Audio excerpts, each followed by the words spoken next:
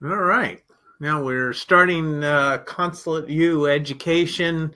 I guess this is our second webinar, right? First one was risk-free Yes. opportunity. So let's start this one. This Part two. is part two. This is called the rest of the universe of investment. So, basically in part one, we talked about the risk-free rate of return. And in the risk-free rate of return, everything competes against it, right? Sure. So today, we're going to go through a giant list of different investment options. I mean, a giant list. What did you say? 35 different ones There are. we have on here? There are. So we're going to have to fly through them. And we're really just going to try to do quick. At a steady pace. At a steady pace. And we're going to go back and forth with Chris O'Shea, the CIO, Chief Investment Officer of our company. Hopefully you know who I am, Drew Tignanelli, the Chief Executive Officer of the Consulate. And we are going to go through this. Just want to remind you that there's some ways that you can get further education.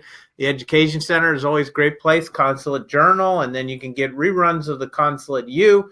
The Consulate U is strictly about investments. That's our goal this year and on through next year. Educate investments, because I think we've done a very poor job of really educating investments. All right?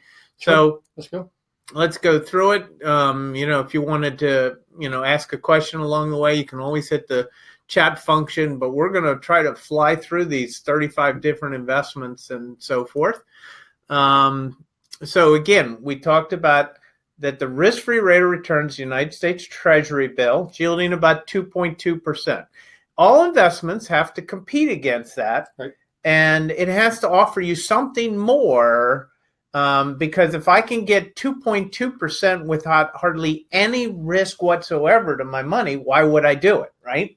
And so everything has to compete against that. World's largest economy, world's reserve currency, absolutely. Full faith in full tax get your money back in a relative short period of time. Right.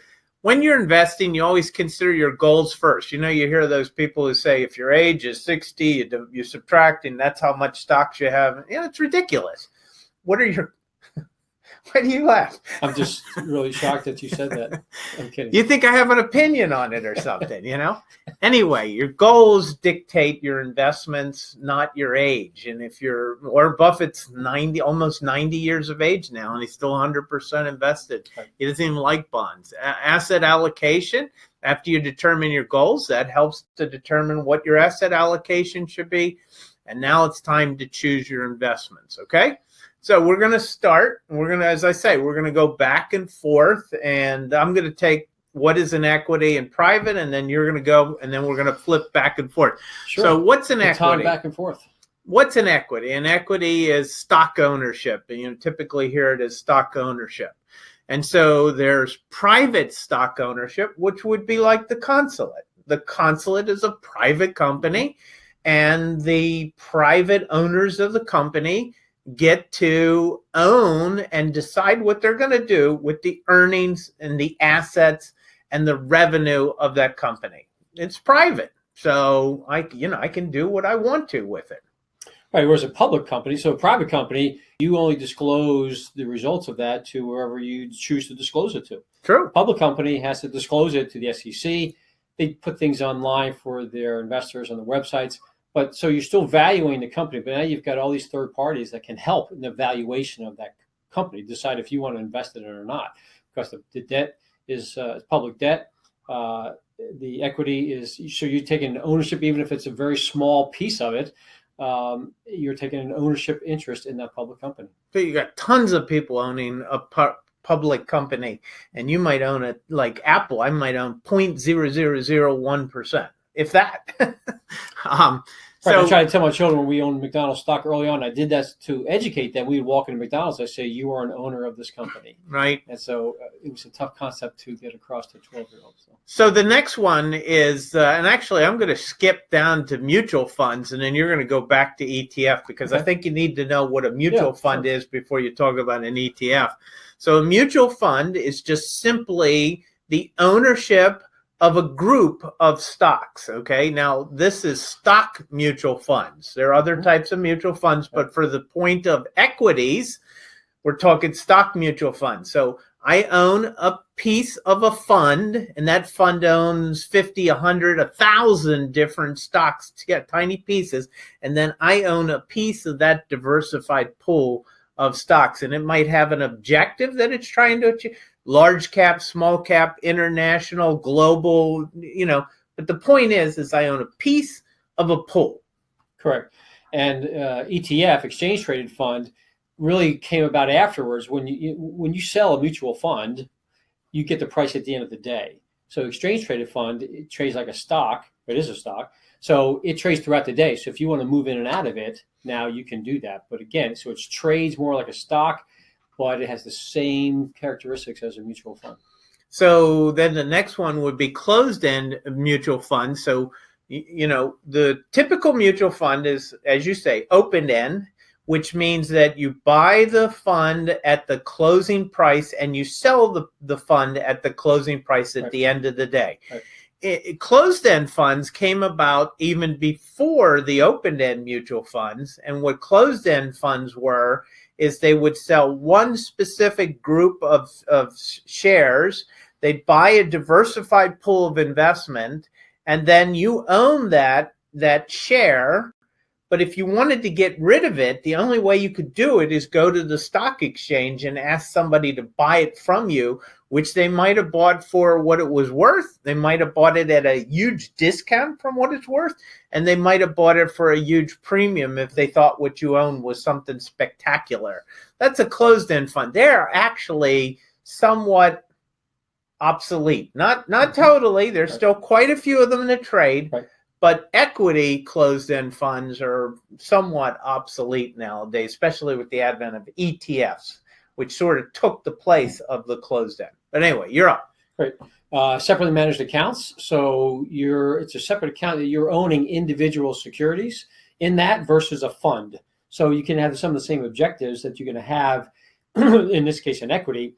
A mutual fund is you're owning a piece of the overall, whereas a separately managed account, you may get access to that same manager, but you're owning the individual stocks themselves. You actually own it. You don't own something. It's not just a collective pool. Now, correct. Long versus short is really, I put that in there just because that you might have heard this. Short, okay. So long, if I buy a one share of a mutual fund, or if I buy one share of AT&T stock, one share of T. Rowe Price Global Stock Fund, one share of AT&T, I'm betting that the stock's going to go up or the mutual fund's going to go up. That's called going long. And that's what 99% of people do. Right. But let's say I think that AT&T is going down the tubes, which, that wouldn't be too far-fetched an idea for me. But let's say that I thought AT&T was a horrible investment, and, they were going to go down a lot over the next 3, 4, 5 years. Let's just use it. I could go in and borrow the stock from somebody else, pay them back interest for borrowing that stock, and I'd also have to pay all the dividends back to them because they don't own the stock anymore. I've sold it to somebody else, and then I sell that stock in the marketplace. And what happens is I have to replace that stock in the future, and I'm hoping to replace that stock at a much lower price than I sold it for when I borrowed it from somebody else. Correct. Now, you just think about that concept. That is ridiculously dangerous if you don't know what you're doing. Nobody should sell a stock short unless they have real good understanding as to what they're doing and absolutely confident why they believe that stock. So you're reversing the intention is always to buy low, sell high, but you're reversing it and you're really putting a finite time period on it. That is correct. A relatively one versus you doing the other way. You buy long, buying low, hoping it's going to go higher. You can put it's an indefinite time period. That is correct. And again, selling something short is not something you really want to do unless you truly understand it. But it's a fascinating concept. Anyway, let's move on. Now you have debt financing. Who's up? You're up. You're up. No, you're up. Okay. You're up. What's debt? Right, well, debt. So you said Warren Buffett doesn't like debt. He doesn't like to invest in it. He's investing for the long term. Debt, though, is a more conservative way of owning, participating in the benefits of the company. So you're lending money or a company or other things, because we're going to actually encompass mortgages, consumer debt, and other things. So you are lending money to a borrower who's going to agree to pay back your principal as well as interest along the way. So that's all you get. You get your principal back, you hope, and you get your interest that you get back. And there could be a time frame. There's always a time frame. Is it short term or long term? Correct. Versus a stock, when you're owning that, you may get dividends. You may not. The company can end those, but there's no promise for anything back. Right. Whereas in debt, you're going to get there's a promise to be repaid that debt. And you have to determine what's the likelihood of that coming back to you. Everyone has a mortgage. Well, as everyone at one time or another probably took out a mortgage, and the bank determined whether they thought you were a good risk to pay the money back.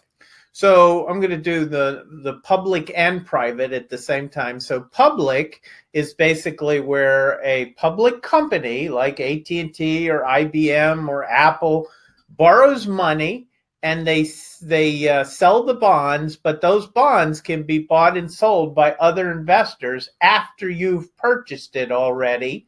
In other words, I buy the bond for 2% interest rate for 3 years, let's say, and then a year down the road, I think, I need my money back. So I can go back to the market and sell that bond back to another investor. They may give me the same I paid for it. They may give me less. They may give me more. And that's all a function of how's Apple doing, what interest rate are they paying now versus what interest rate did they pay me when I originally got it. Private is when I borrow the money, like the financial consulate. There's no one that's going to be able to sell my bond to another investor. Whoever I borrow the money from, that's who it's with. They may be able to find somebody to do it, but there's certainly no assurance that anybody's ever going to buy that from them. So commercial paper, that's yours. So loans, but usually to companies on a short-term basis. Very short-term. Usually, sometimes just overnight. Like a day or a week at the most. It's usually for short-term cash flow needs of some sort. Correct.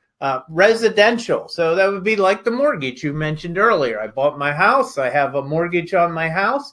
And, and they can take my house away from me if I don't pay that. Even if I only have $20,000 left on my mortgage and I have a $300,000 house, if I don't pay that mortgage on time, they could come in, take my house, sell it, pay off themselves, and give me the remainder of the money. That's a residential mortgage. There's a corporate in the prior to 2008, 2009, when interest rates went down to zero and all sorts of things happened. Corporate debt, oftentimes, it was, again, borrowing to expand the business. So you're going to the public, Apple, let's say, and you're going to borrow from the public and you're going to invest it in the business. Nowadays, they've even gone to the point of borrowing to pay dividends. Yeah, or buy stock. Or buy stock because rates are so low. Yeah, especially if you're Apple, because how much cash they have, over $100 billion.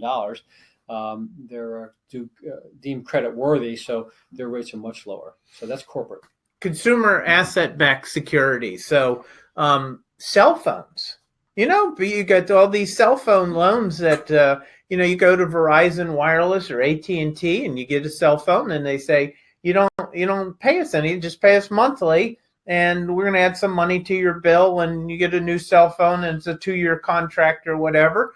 Well, AT&T and Verizon do that, and they finance it by taking all those cell phones that they've sold under these arrangements, and they pull them together in maybe a block of $50 million worth of cell phones.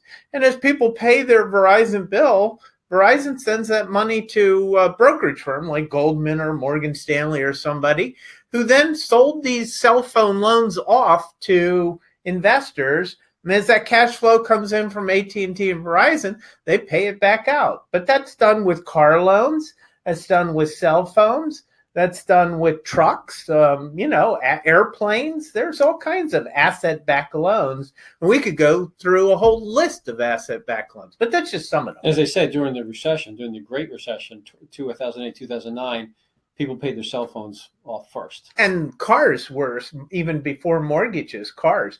Cell phones, cars, and then mortgages. Because people felt they could always live in their car if need be. Yeah. So government bonds, on the other hand, treasuries for the U.S., but other governments are lending money.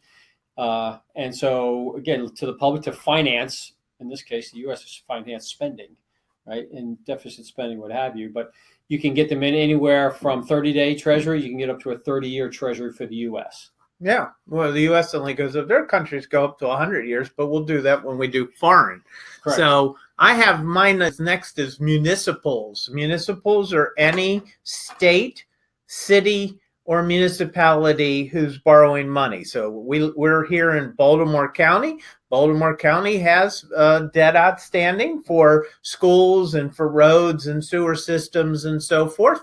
And the neat thing about municipal bonds is that they're federally tax-free. Normally, I should say. They're not 100%, but normally they're federally tax-free. So if Baltimore County, if I have $10,000 with them and they're paying me 3%, that's 3%, 100% federally, and state of Maryland. If I live in Maryland and they have an income tax, it's federal and state tax-free. Now, if I go up to Pennsylvania and buy a Pennsylvania bond and they're giving me 3%, it's federally tax-free, right. But Maryland's going to say, hey, we want taxes on that money that Pennsylvania paid me. So that's municipalities. Right. So foreign debt can be foreign corporations or foreign governments. So again, you're lending money. But you bring a new risk into the equation. You can, certainly. And depending on, especially if it's an emerging market, but now you're buying them, you can buy sometimes foreign debt, you can buy them in US dollars or the euro, or you may just buy them in the Indonesian currency. I mean, there's some managers we know that will buy them in sometimes they're doing that because they like not only the interest rate they're getting, but also the currency conversion they think is heading in the direction that will be positive for the fund. But right. It can work the other way also. And that's something that, we should just mention is that, if you've ever traveled overseas, that you go with $1 to Europe, it might be that the dollar's strong against the euro and you buy lots of things. But there's times when the dollar's weak against the euro and you can't buy as much and it's expensive over there. But the key is, and when you're buying these bonds, if you buy that currency at the right, and then the currency goes higher, not only do you make your interest rate, but you make that currency move. So bond mutual funds. So what's a bond mutual fund? It's the same thing as a stock mutual fund, except it owns bonds. So it's a collective pool of many bonds that trade, and it could be a bond mutual fund that's going for large companies that are very highly rated, or it could be a bond mutual fund of corporations that are very risky and they're very dangerous and they could go bankrupt for all they know, but you're counting on that manager to do the homework properly. So that bond mutual fund owns a collective pool. Correct. Oftentimes, we did mention it earlier, we're talking about the ETFs, the exchange traded funds, whether it be bond in this case. So they're oftentimes mimicking an index. So they're cobbling together. They're not making decisions. They made an overall decision. We're going to go into this space in that market, and we're going to buy to the U.S. the Barclays U.S. Ag, the aggregate bond. So it has a lot of treasuries. It has an amalgamation of a lot of things, but it's again trading like a stock. You can trade it throughout the day, but it's going to own certain types of bonds. Right, and also going back to ETFs stock.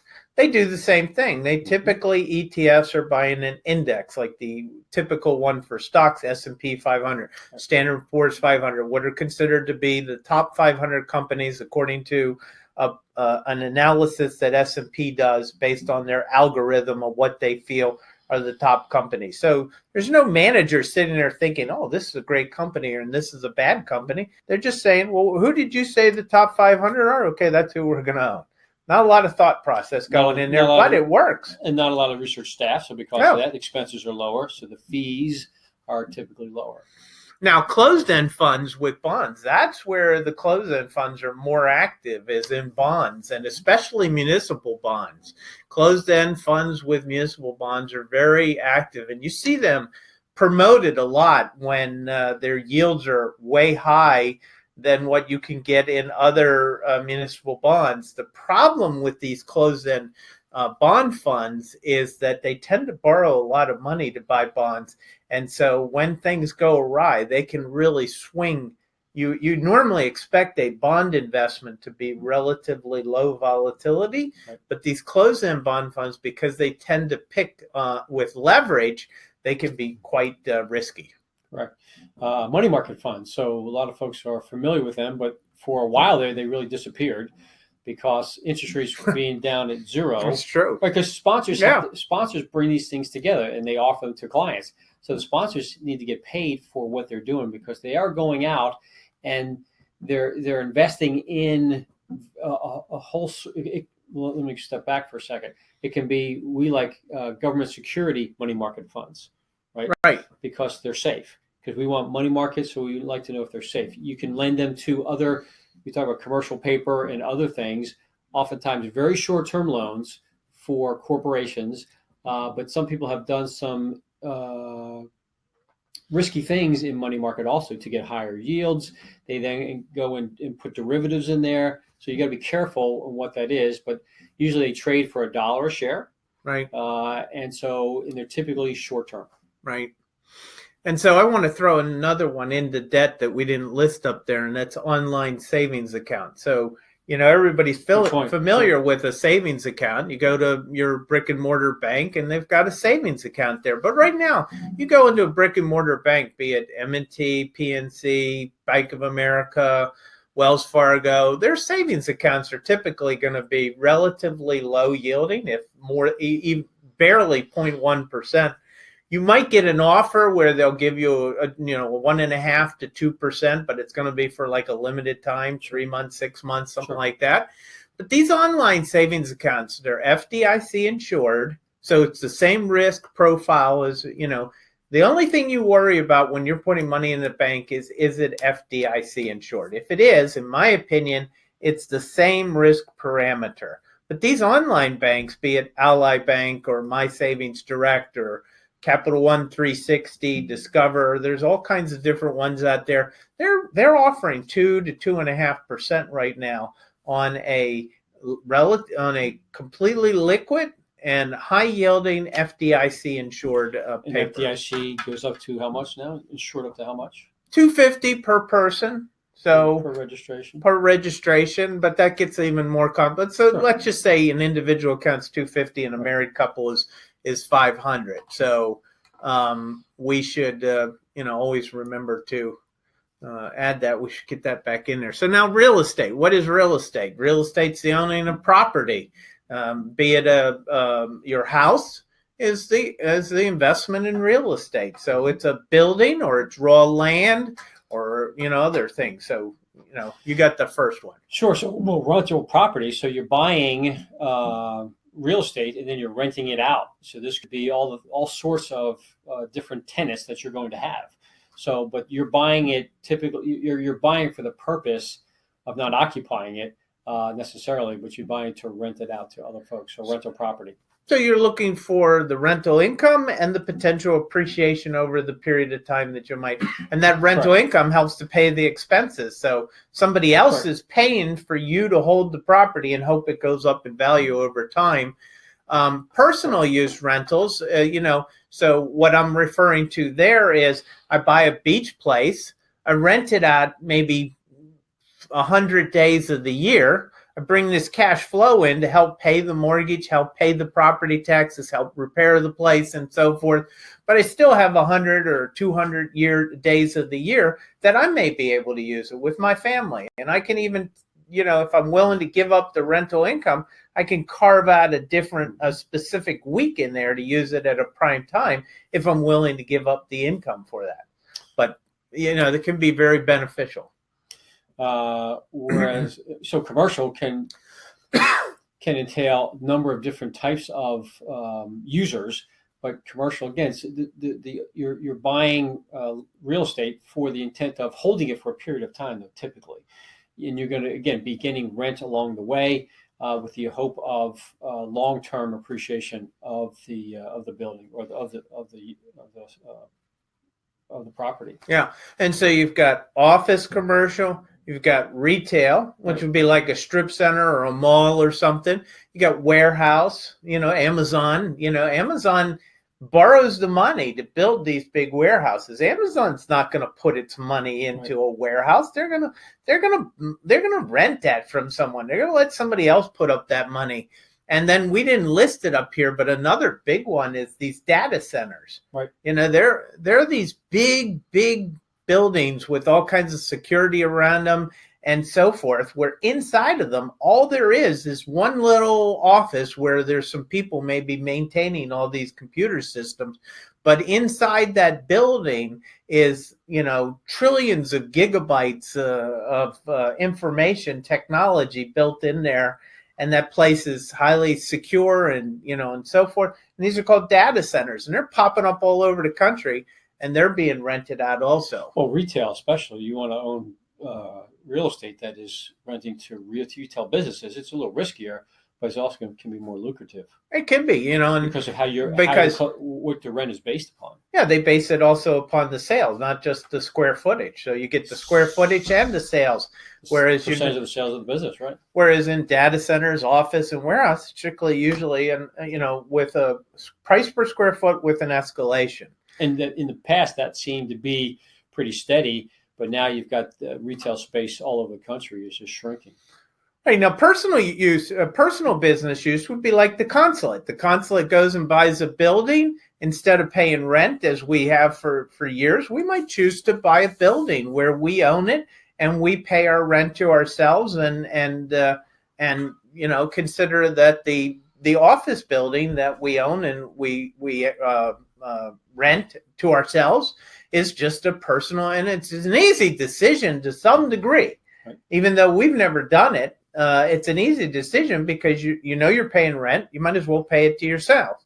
Well, the problem though is that if you grow far beyond what you've bought, now you're stuck with a building that doesn't meet the capacity of what you need as a business. But it's a great investment if you know how big you're likely to be in the future. Transaction costs and right. Getting in and out and the rest. So farmland seems to be it's less valuable maybe as far as an ongoing concern. Most people are selling farmland to developers, but you can rent out your farm to farmers who just want to use the land to for whatever crop they have. Hunters is an also thing. If you've got a farm, you can rent it out for use during hunting season. Yeah.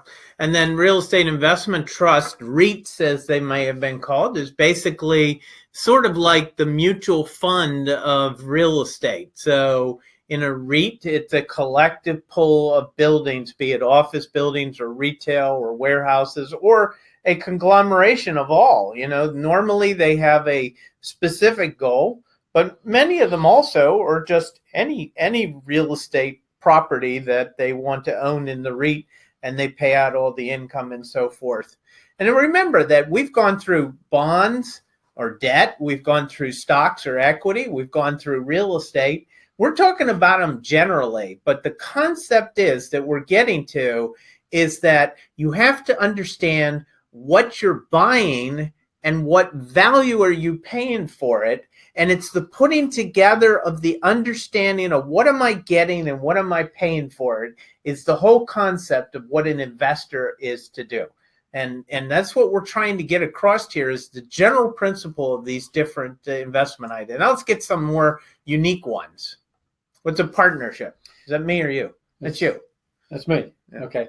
Partnership, again, so you're getting folks together to a pool of money together to buy any type of investment really that you want. It's a different type of ownership. Yeah. So it could be a partnership for a private business. It could be a partnership to invest in all kinds of businesses. But from the investment world, when you hear the concept of somebody saying, would you like to invest in a partnership?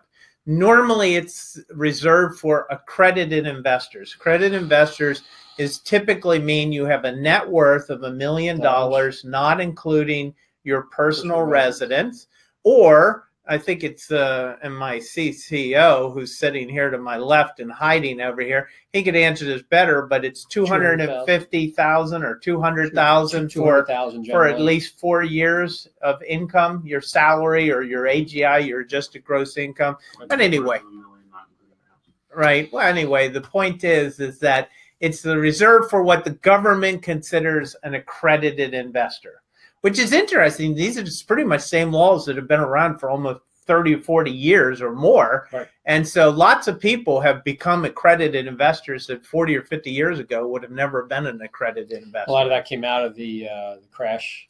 And the whole concept of an accredited investor is they feel that a person who has that kind of net worth can make a better decision than somebody who doesn't and is lured into an investment that, because normally these partnerships can come with a lot more risk to them, and they're illiquid. You can't get out of them normally. So, right, because when you have the private companies, again, if you're looking to buy a private company, you better know the industry. Public company, there's just a lot of information out there for it. So it's a safer from that. It's easier to get information. As you said, partnership, it's more difficult. So commodities. So what's a commodity? It could be gold. It could be silver. It could be corn. It could be barley. It could be wheat. It could be oil. It could be natural gas, gasoline, pork bellies. The list goes on. And, an investor can go in and say, I'm willing to buy 2 tons of copper in the next 6 months at this price. And what they're hoping for, they normally only have to put up a little bit of money for what that copper is actually going to cost in the future. Right. And that's their down payment, let's call it.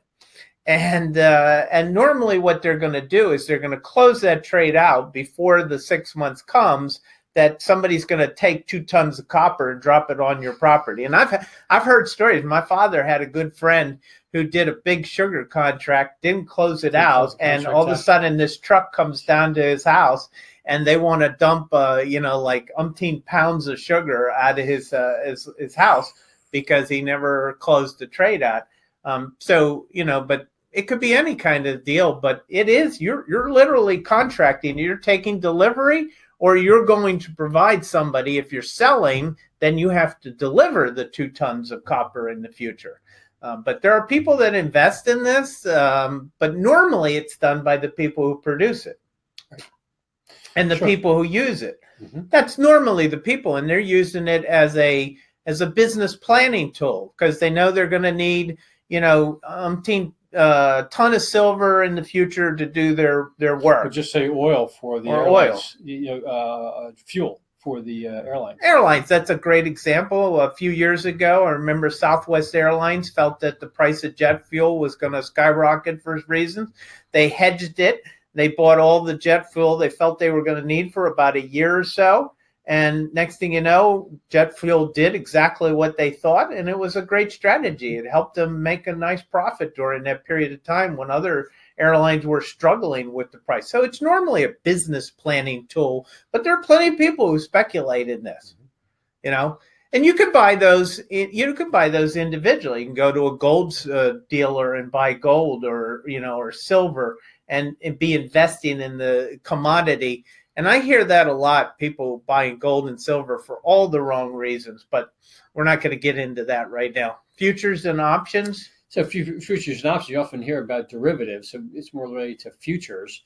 But again, so you're oftentimes trading these things versus owning them, because again, maybe one contract is rolling over to another one, because in the end you could be delivered with certain commodities. But futures can be traded on commodities. They be traded on stock indices. They can be traded on a lot of different things. And options, is also something that people oftentimes can get into when they want to do riskier type of investing. It's really more like gambling, because now there's certain options that you can do. If you're buying options, you can buy call options. You're really looking to magnify an uptick in the market, whatever thing you're buying. Whatever an you're option buying, on. you're betting on the upside. So you Then can also the do it on put the side- downside if you're doing puts. So it's risky when you're looking to do that when you're buying them. But there are some strategies that you can employ where you are writing, you're owning the stock and you're also using some options. You can generate some income that way, but they are options that expire in a short period of time. Some are a little longer, but oftentimes they expire in a short period of time. You've got to be very careful if you're dealing in futures and options. Well, the reason people like them is you could put up a very little bit of money and control a very large amount of equity or commodity or whatever. Correct. And if you get a tiny move on the direction you're hoping for, you can make 10, 20 fold. The problem is you get a tiny move on the downside and you can lose every single nickel you put into it in a very short period of time. So anyway, and then we did that already. What are puts and calls? Puts are you're betting on a down price movement. Calls are you're betting on an up. And there's all kinds of strategies called writing puts and writing calls and covered calls and all this kind of stuff. We're not going to get into all that, but there's plenty to do there. Collectibles. I like wine. And I have a little wine cellar, but there are people who actually invest in wine. They are holding cases and cases of wine to someday, hopefully, go back out, put it up for sale, and get a lot more money than they paid for it. I know in cars, more and more, I've had some friends who are really aficionados of older cars. The money that are in older cars, classic cars, that are kept in great shape. And we know some folks that are actually buying cars, fixing them up, and knowing these older sports cars really can be worth a lot of money. They can, but you have to know what you're doing. You got to know what's in demand. Yep. You got to know what you're paying for, what it's going to cost to fix it up, and so forth. The problem with the collectible industry is that there's such a heavy cost to buy and a heavy cost to sell.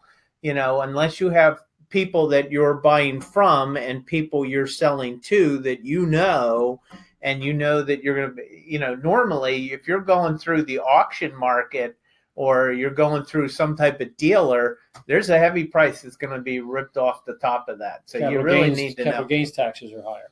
Capital gains tax are not the 20 and 15 and 20%. They're 25% on collectibles. But you know what you're doing. Your collectibles. And that's that underscores all the things we're talking about. If you really know the particular market that you're in, and that you need to know the market that you're particularly in if you are investing. This is a new one, peer-to-peer lending. Peer-to-peer lending is basically a new concept that's been coming about since the internet really has taken hold and younger generation coming up. And so basically I've got, let's say, $25,000 credit card debt, and let's say it's at 12, 15% interest on average. I can go to the peer-to-peer lending network and I can say, hey, I need to pay off these credit card debts. Is anybody willing to lend me this amount of money at a lower rate than what I'm paying? They might say, okay, we'll lend it to you at 8%.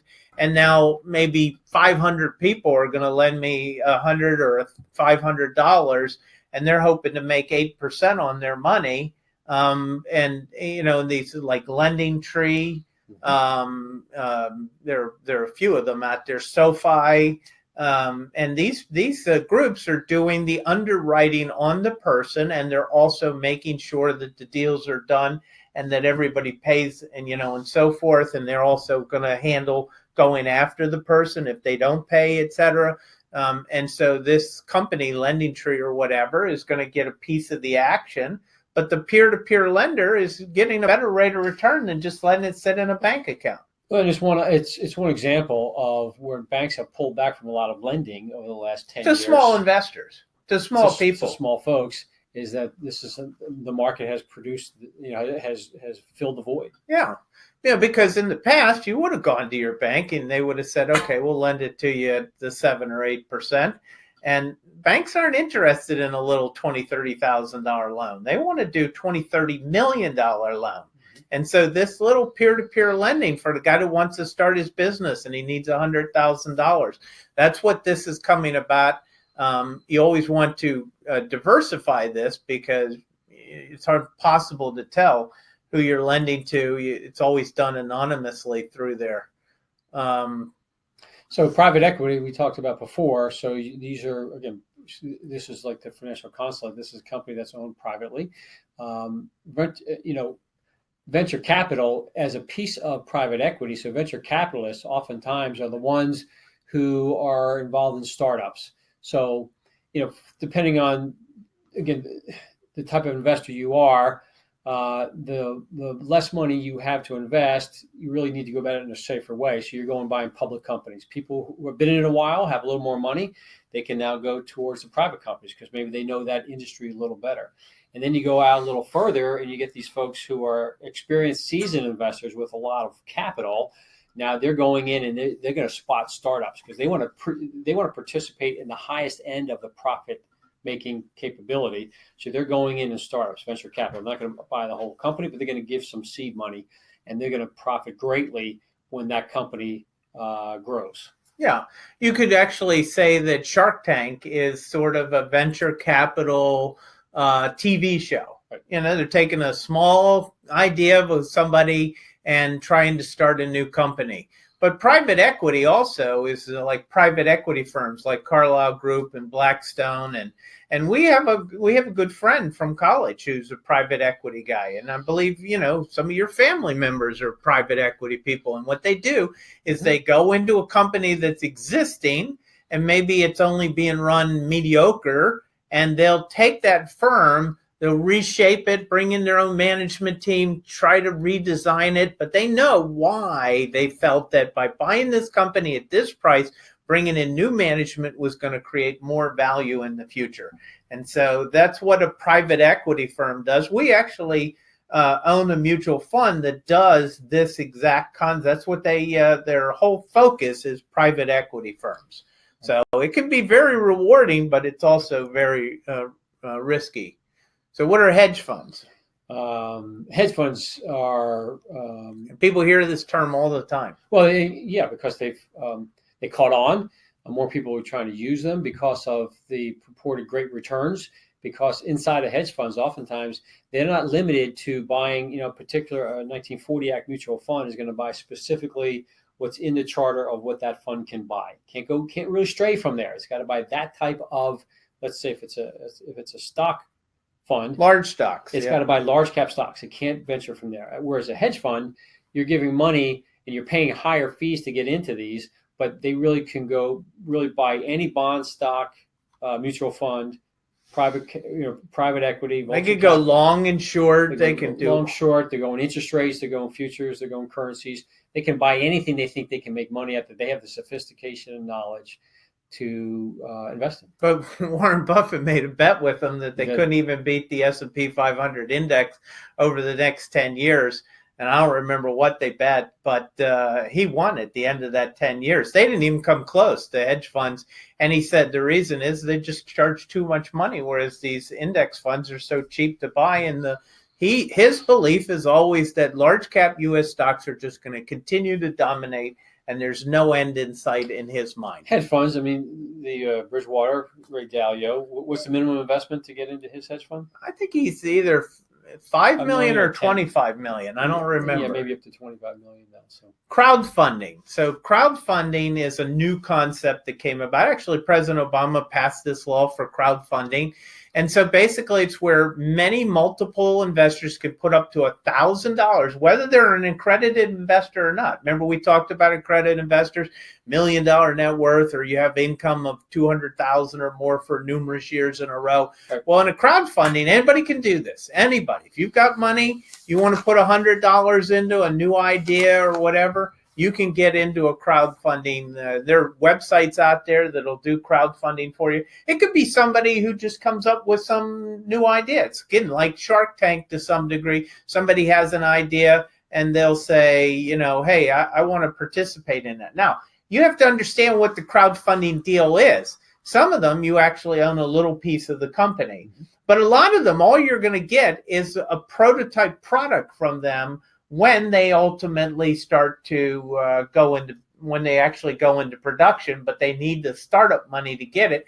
And you're going to be one of the first to get that prototype product. I'm not sure I'd want to give anybody money just to get a prototype product or not. So crowdfunding, whole new concept, interesting. Anybody can get in it, but be careful what you're doing. And I'm going to tee up this next one for you. It'd be the last topic, the last one that we cover for cryptocurrencies, because just this morning you read where Facebook now is getting into the act. Yeah, well, cryptocurrencies are basically Bitcoin is the most popular, but there's literally now thousands of cryptocurrencies like Litecoin, Ethereum, Modella, etc. Now, what is a cryptocurrency? It's basically where you own a piece of a virtual coin. That's it. I mean, it's nothing. It's not like a US dollar where you have a country and a military force and a taxing authority and land and so forth behind it. You can say the US dollar is nothing other than a promise of the government, but a cryptocurrency is really nothing. It is truly nothing. Now, here's the interesting thing. Cryptocurrencies are the currency of the criminal underworld. Why? Because cryptocurrencies are very difficult to trace. So the underworld takes a bunch of money, takes their dollars and so forth, which are easy to trace through the system, buys a bunch of Bitcoin or whatever type of cryptocurrency, and voila, they can kind of disappear monetarily into the crypto world. But, because they've seen the price of these things go up dramatically since they first came out, and gosh, 10 years ago, cryptocurrencies were trading for about $100, and now Bitcoin trades for 8,000. And so people think, wow, these are incredible investments. You could have really made a lot of money. Well, the concept is that they can continue to be replicated. And I'm not saying that somebody should not own cryptocurrencies. I'm just saying, understand that you really don't own anything. It's not like owning the revenue and earnings of an asset of a company or the rental possibility of real estate and the land of real estate. It's literally a virtual nothing that somebody wants to own and buy from you, and you're hoping somebody else is going to want to own and buy from you in the future. Cryptocurrencies. Anyway, we're finished for today, and we've given you a big list. The idea was merely to give you a general concept of all the things, different investments, and what are you getting? And remember, you have to apply the specifics of each one. So we talked in general about stocks. So you say, I'm going to buy Apple. Now you need to know, well, what are Apple earnings? What are Apple revenue? What are the assets of Apple? Why do I think Apple's going to continue? Is anybody going to be able to compete and take them out and so forth and so forth? And that's what we're going to talk about in Consulate class number 3 coming up on July 19th at the same time, 12:15, supply and demand. Supply and demand, just simply this. When I own Apple stock, there's only so much Apple stock outstanding. And what's the demand for Apple stock? Well, the demand for Apple stock is going to continue to rise if Apple continues to power ahead with revenue and earnings. Right. If they don't, then the demand for Apple stock is going to collapse. And if it does, then my stock price is going to collapse with it. And that's the whole concept of investing, is understanding what am I getting and what am I paying for what am I getting and why do I believe it's going to be worth even more in the future. That's the whole concept of investing. Hopefully today was just give you a general understanding of these different things. But you can also sign up for that July 19th webinar on supply and demand. Let's see, is there something there? Well said. And you should let us know what is the best time of day. Is this 12:15 concept the best, or would you rather us go to that 5 o'clock? Or I can actually do 6 a.m. I'm here. I don't know who else will be here with me. You get the international people. Anyway, I think we're finished. Any questions, we'll take them. But if not, we're good to go.